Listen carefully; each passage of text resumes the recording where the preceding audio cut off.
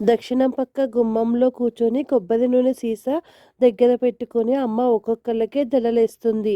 నూనె రాసి చిక్కులు తీసి, చిన్నారికి 2 జడలైనా లావుగా పొడుగ్గా వస్తాయి కానీ నాకు ఒక్కటే సన్నగా వస్తుంది.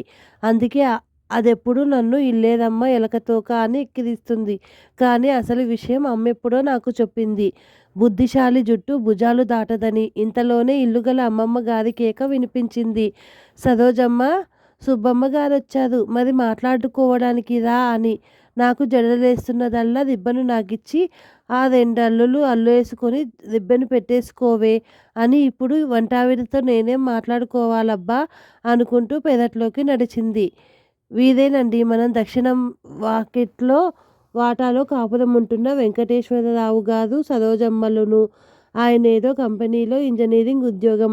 మన వీధి చివర నీళ్ళ ట్యాంకులు కట్టిస్తున్నది వీళ్ళే.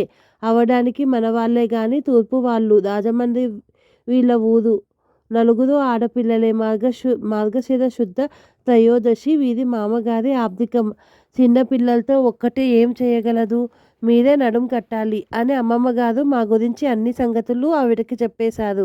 అమ్మాయికైతే ఏమీ అర్థం కానట్టు ముఖం పెట్టింది. మా ఇంట్లో తద్దినమని ఎవరు చెప్పారు మీకు? మా ఊళ్ళో బావగారు పెడతారు. ఈయనకి అసలు అలాంటి నమ్మకాలే లేవు. బతికున్నన్నాళ్ళు ప్రేమగా చూస్తే చాలంటారు అంది అస్సలు భయపడకుండా.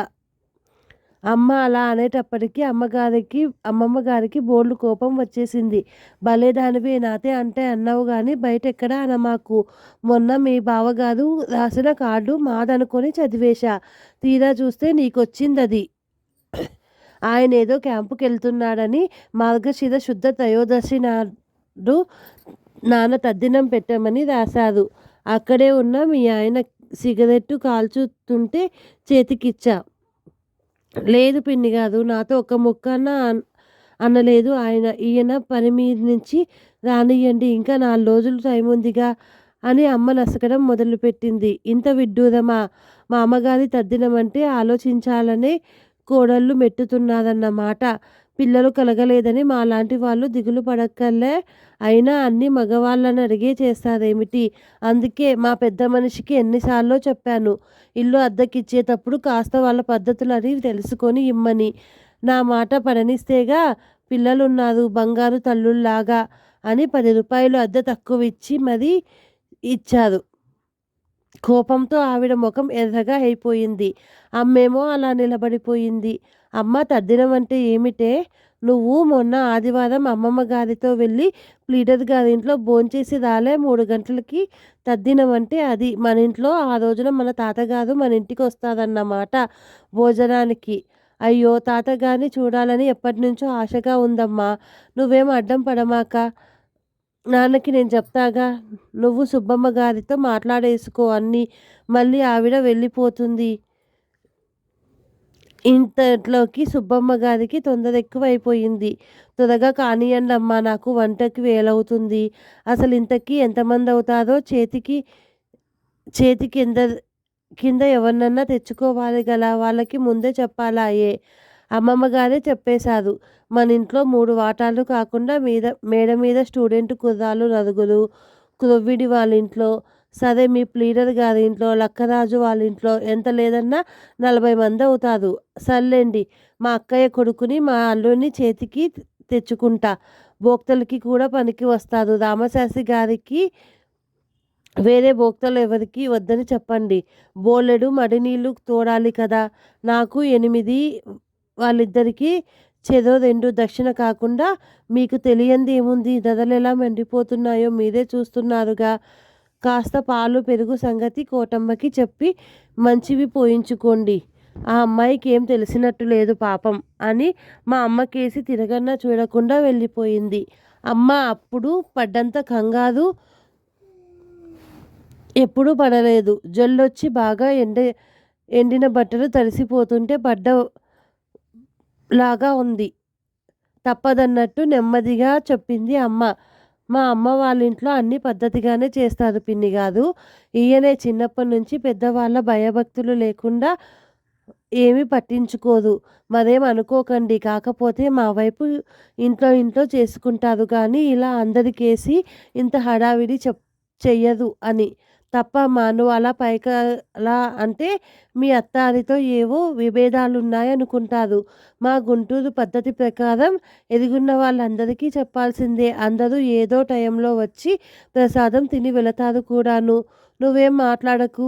మీ బాబాయ్ గారికి వేరే పనేముంది? రేపు సంతకెళ్ళి కూరలన్నీ తెస్తారు. మా హాలు వరండా అంతా కడిగిచ్చేశానంటే ఒక్కసారిగా భోజనాలయిపోతాయి అంటూ ఆవిడ ఇంట్లోకి వెళ్ళిపోయారు. ఇదెక్కడి చావొచ్చి పడిందా దేవుడా! తద్దినం పేరు చెప్పి ఊరందరికీ భోజనాలేమిటో ఎక్కడా ఎరగం. ఖర్చు మాటలా ఉంచి ఇప్పుడు పెద్ద మనిషి కుదురుగా ఓ చోట అంతసేపు కూర్చోపెట్టడం నా వల్ల అయ్యే పనేనా?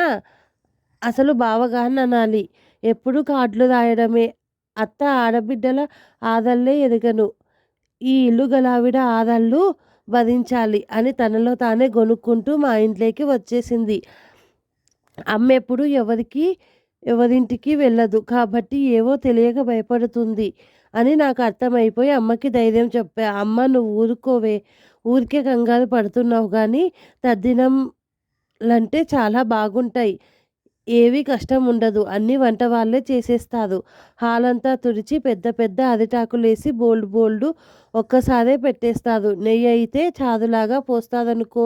గోకర్ణంలో కూరలు చండాలంగా పుల్లగా ఉంటాయి గానీ గారెలు, అప్పాలు భలే ఉంటాయి. అందుకే ఎక్కడికైనా వెళ్ళొస్తూ ఉంటే భయం ఉండదు. మరేమో నువ్వు బయటకే రావు అని. నీకు సరైన పేరే పెట్టారు తాతగారు ఇల్లేరమ్మా అని. అందరింట్లో తద్దిన భోజనాలు చేసి నాకే నీతులు చెబుతున్నావా? పో అవతలికి అని కసరింది. నాన్న జీపు దిగుతుండగానే చెప్పేశా. శుద్ధ త్రయోదశి నాడు తాతగారు వస్తున్నారని. నాన్న ఇంట్లోకొచ్చి టోపీ మేక్కి తగిలించి షూస్ విప్పుకుంటూ అడిగారు అమ్మని. ఏమిటోయ్ మీ అమ్మ నాన్నగారు వస్తున్నారా?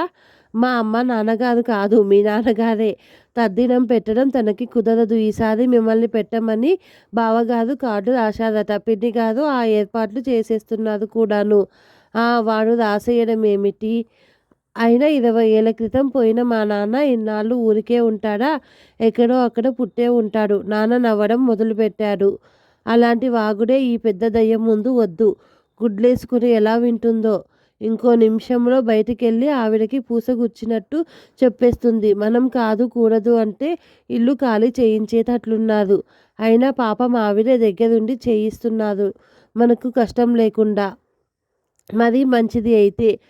ఆ తద్దినం కూడా ఆవిడనే పెట్టమను. మళ్ళీ మా నాన్నగారు నవ్వడం మొదలుపెట్టారు. అమ్మ నాన్న ఏదో అరవంలో మాట్లాడుకున్నారు. అమ్మ పెద్ద బడాయిలాగా నువ్వు నాన్న అరవంలో మాట్లాడుకుంటుంటే నాకు అర్థం కాదనుకుంటున్నావా? చిన్నప్పటి నుంచి నేను వింటూనే ఉన్నా మీ దెయ్యాల భాష. నేనే బయటకు పోతాలే పాపక్క వాళ్ళ ఇంటికి. మీరిద్దరూ హాయిగా తెలుగులోనే మాట్లాడుకోండి. నేను పుట్టకముందు మా నాన్న మద్రాసులో తిరుచినాపల్లిలో 4 ఏళ్ళు పనిచేశాడట. అది వీళ్ళ గొప్ప. ఇంక మరి అమ్మ ఎలా ఒప్పించిందో తెలీదు గానీ నాన్న దేనికి అడ్డు చెప్పలే. అమ్మమ్మ గారి కంట పడకుండా ఎక్కడ్నుంచో దెందెం ఒకటి తెప్పించి నాన్నకి వేసింది. అది లేదు అని తెలిస్తే అమ్మమ్మ గారు వెంటనే ఇల్లు ఖాళీ చేయించేస్తారట. ఆ విషయం బయటకొచ్చి చెప్తే పీక నొక్కేస్తానని మధ్యలో నన్ను బెదిరించింది. తద్దినాలంటే స్వామినాథన్‌కి చాలా ఇష్టమట. అందుకే అడగ్గానే నాన్నకి సెలవిచ్చేశారు. మేమంతా స్కూల్ వెళ్ళాలని అసలు అనుకోనే లేదు. నేను ఇల్లుగల తాతగారు ముందు రోజే అందరిళ్ళకి వెళ్ళొచ్చాం. తప్పకుండా రండని చెబుతుంటే తాతగారు కేకలేశారు. అలా పిలవకూడదు. ఊరికే పలానా రోజు అని చెప్పాలంతే. అయినా కూడా నేనున్నదెందుకు అని. మరి మాదేమో గుజ్జనగూళ్ళ సంసారమట. పెద్ద గిన్నెలెక్కడి నుంచొస్తాయి? అమ్మమ్మగారు ముందు రోజే అటక మీద నుంచి పెద్ద గిన్నెలు దింపించారు సుబ్బమ్మ గారి అల్లుడికితో. ఆ వేళనే తెల్లారి నిద్ర లేచేటప్పటికి ఇల్లు ఎంతో హడావిడిగా ఉంది. 2 పెద్ద గంగాళాల నిండా నీళ్లు తోడి పెట్టారు. బోల్డు బోల్డు కూరలు తరిగి పెట్టి ఉంచారు. సుబ్బమ్మ గారు దొడ్లోనే 2 పొయ్యిలు పెట్టుకున్నారు. ఆవిడ అల్లుడేమో పప్పులు రుబ్బుతూనే ఉన్నాడు. ఆ అమ్మ ఊరికే కంగారు పడింది గానీ, రోజు ఇంట్లో చేసే పనంతా కూడా లేదు తనకి. అటు ఇటు షోక్‌గా తిరుగుతూ ఉండడం, వాళ్ళేదైనా అడిగితే అందివ్వడం. స్వామినాథన్ గారు సెలవిచ్చినా ఒక్కసారైనా నాన్నకి నీళ్ళ ట్యాంక్ ఎక్కకపోతే కాళ్ళు పీకేస్తాయట. అందుకని 12:00కల్లా వస్తానని వెళ్ళిపోయారు నాన్న. ఆయనెళితేనే సుఖం పిన్ని గారు, వెళ్ళనీయండి అంది అమ్మ. మా అందర్నీ తయారు చేసి ప్రమోదక్క వాళ్ళింటికి పంపింది అన్నాలు తిని రమ్మని. నన్నందరూ మాటిమాటికి ఇల్లేదమ్మా అని ఎక్కిరిస్తారు గానీ, అలా తిరుగుతా గాబట్టే నలుగురు తెలుస్తారు.